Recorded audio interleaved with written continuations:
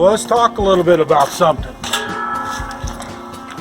This is commonly referred to as a roasting pan, a roaster. We found this at Goodwill for $5.99. Obviously, you don't want to use anything from your kitchen, otherwise people's going to get upset at you. So being a taxidermist for over 40 years, you're always looking for that perfect boiling pot. Usually a lot of taxidermists will go ahead and get one custom made. I've done that before too, but for $5.99 this roaster is about 5 inches deep. You think, well, you can't do nothing with that. Yeah, you can. Looky here. Go ahead and put it on your heat source. You think, well, that's too shallow. Yeah, it can. Now here's the #1 black bear skull. Give you an idea. Obviously, if it had flesh on it, it's going to be sticking up a little bit more, but just about right. It would have been better if this here would be another inch or two.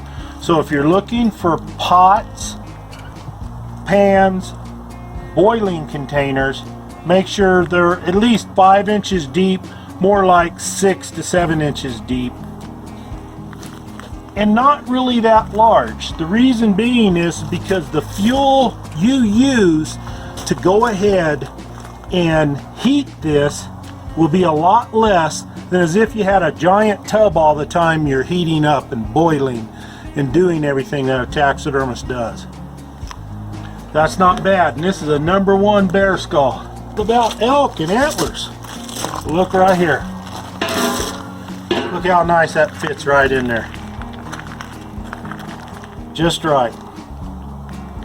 So if you want a little pot, you don't want to spend $30, $40, $50 or whatever, $6 down at secondhand store, Goodwill, Salvation Army, whatever they're called, wherever it is you're at, they will work.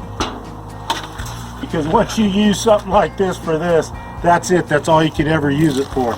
And when you go to boil these things, you want to make the skin soft, the flesh soft, and fall apart. Baking soda. Cup of that, or a little bit less than that in here. Let that boil. Keep a watch on it. Be a slow simmer boil. It'll turn the flesh to jelly. You can wash that off, pull that off, pick that off then, clean it up, let it dry. You're in business. But look, fits perfectly.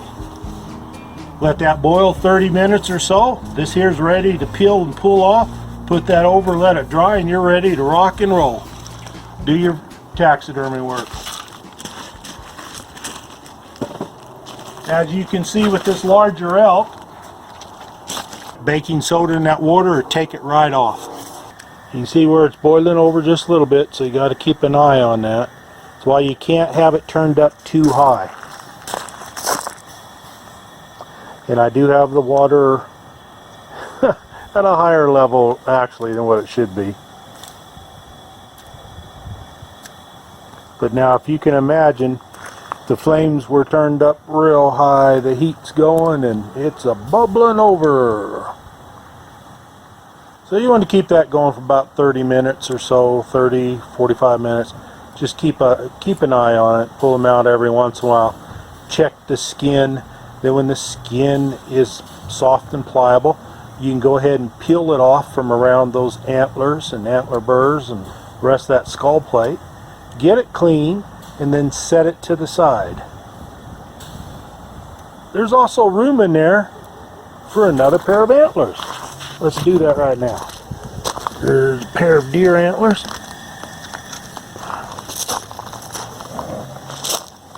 Put those in there. Now, starting to boil over. Now what that could do, if it boils over too much, the water and stuff will go down the side of the pan, go up underneath it, possibly could put the flame out. So you need to keep check on that. Now, on these larger antlers, Notice what I did. I wired all this up. Wired it to the frame, my heat source. Came up, wrapped them around brow tine. That way it keeps this secure in here. This ain't going no place. See that? That's not going no place. Now, another reason why you want to keep the flame turned down is if you don't, it'll come up over the sides and burn your antlers. Well, now we have a steady leak coming out because it's boiling over. Should turn it down a little bit. Like I said, keep an eye on that water source. Don't let it boil dry. And again, what do we have in there? We have baking soda to soften up that flesh and that skin so we can pull it off. Because these are going to be antler mounts. Or even if you got a cape, you want to turn it into a full shoulder head mount, you still got to clean off all this old stuff. That's the way you do it. Slowly but surely, a little bit at a time. Well, here you can clearly see that solidified flesh is already loosened up enough where we go ahead and pry it and cut it away. See how that comes right off the bone?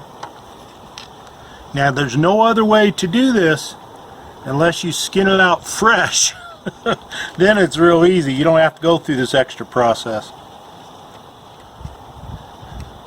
That's what we have to do when people bring in antlers to either be mounted with a different cape or obviously turned into an antler mount. You can grab a pair of pliers if you want, or use another tool, which is a screwdriver.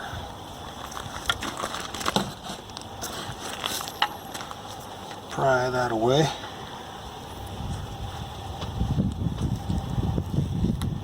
There you go. Now, around in here you can see that's just loose hair and things like that. Now down in here we got a scrub down in here. Get all of that off.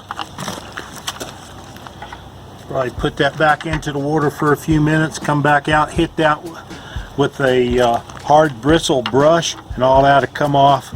All this will come off. And then we'll get in, once that's dry, for several days, we'll come back and we'll start coloring these antlers.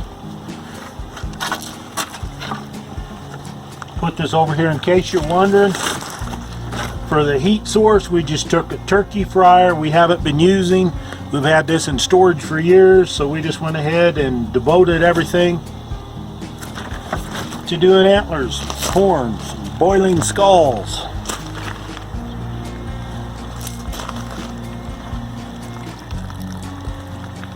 Let's see what we got here. Down here. See how that's starting to soften up?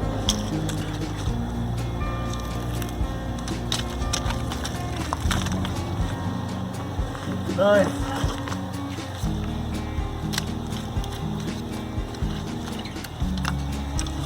See.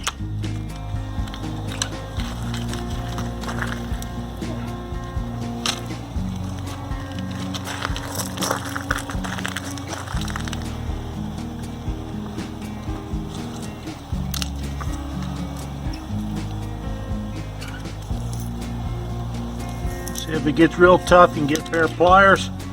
In this case, it's working out.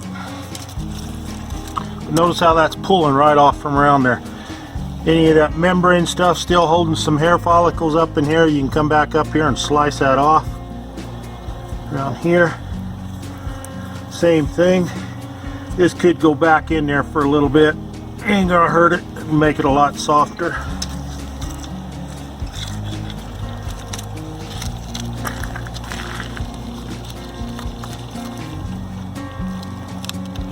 That's what I'm going to have to do now here. Again, Just come up, be a little bit careful so you don't slip over that burr. Because trust me, I've done that before. It hurts. You don't want to do that. But that's what you have to do, and these things here get solidified on there. That one pair of elk antlers you just saw, it's been on there for 19 years. So needless to say, that was rock hard. But it softened up after a while. I'm going to have to let that soften up a little bit more. Okay, so that's how you do it. And the whole point of this whole video is simply, this here is supposed to be one of the ideal pots you can use. And it's just a roaster we picked up for about $6. $5.99 I believe at Goodwill. So look around, have your heat source ready, whether it be a fire, propane, or whatever it is you got. This here works. It's not going to take a lot of fuel or a lot of energy to heat that water and boil it with a little bit of baking soda in there. It'll work.